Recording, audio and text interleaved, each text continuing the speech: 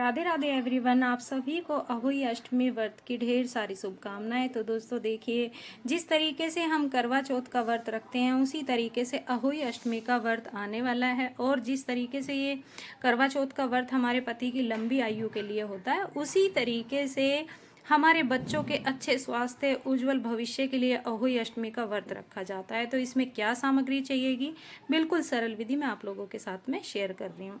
तो दोस्तों सबसे पहले हमने एक चौकी लगा लेनी है। चौकी पे हमें चाहिएगा लाल वस्त्र, आप पीला वस्त्र भी ले सकते हैं, लाल या पीले में से कोई भी वस्त्र हमने ले लेना है और चौकी लगा लेनी है।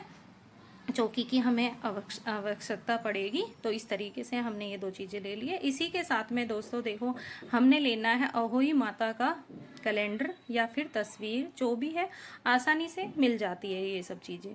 अब हमने ये कैलेंडर ले लिया है माता का, और हमारे यहाँ पे दोस्तों 2 घड़ लेते हैं मिट्टी का, करवा जो बोलते हैं ना, कलश, वो लेते हैं। तो इस तरीके से आप इससे थोड़ा बड़ा साइज का भी ले सकते हो, छोटे साइज का भी ले सकते हो, या फिर किसी आप धातु का भी ले सकते हो, जैसी आपकी इच्छा हो। लेकिन हमारे यहाँ पे जैसे मिट्टी का कलश लाते हैं और इसी में ही अनाज भरते हैं और एक में जल भरते हैं, तो उस तरीके से करते हैं।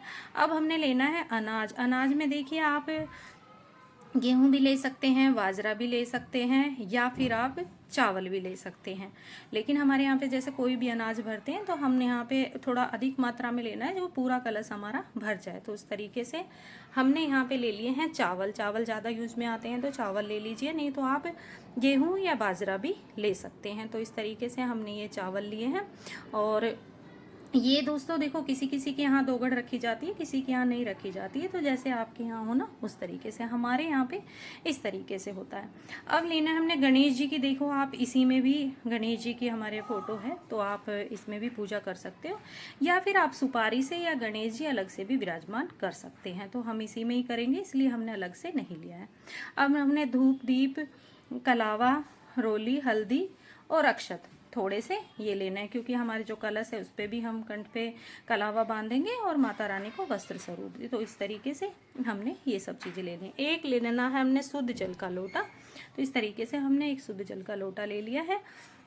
अब दोस्तों देखिए, हमें लेना है भोग लगाने के लिए कुछ भी। जैसे आप मीठा बनाते हैं तो बाजार की मिठाई ले आइए, या फिर जैसे कि हलवा, पूड़ी, गुलगुले, जो भी आपके यहाँ बनता हो। हमारे यहाँ पे चूरमे से भोग लगता है, तो मैं शुरू से ही चूरमा बनाती हूँ, तो उस तरीके से चूरमा मैंने बनाया है भोग के लिए।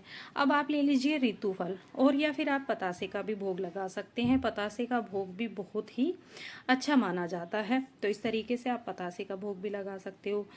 हमने फूल माला भी लेनी है। अच्छा दोस्तों, हमारे यहाँ पे ना जो पीलिया होता है ना, वो बहुत ज़रूरी होता है। तो पीलिया हमारे यहाँ जब बच्चा होता है तब आता है मायके से, तो हम इसे ही बैठ के, मतलब जब कथा सुनते हैं ना, तो इसी को ओढ़ के बैठते हैं। तो हमारे यहाँ पे ये पीलिया अवश्य चाहिए होता है।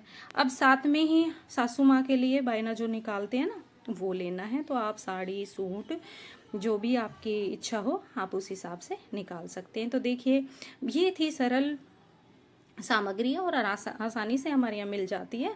घर पे ही सारी चीज़ें होती हैं पूजा की ये। तो इस तरीके से हमने अपना व्रत रखना है अपने बच्चे के अच्छे स्वास्थ्य के लिए, अच्छे भविष्य के लिए। माता रानी अपना आशीर्वाद बना के रखे।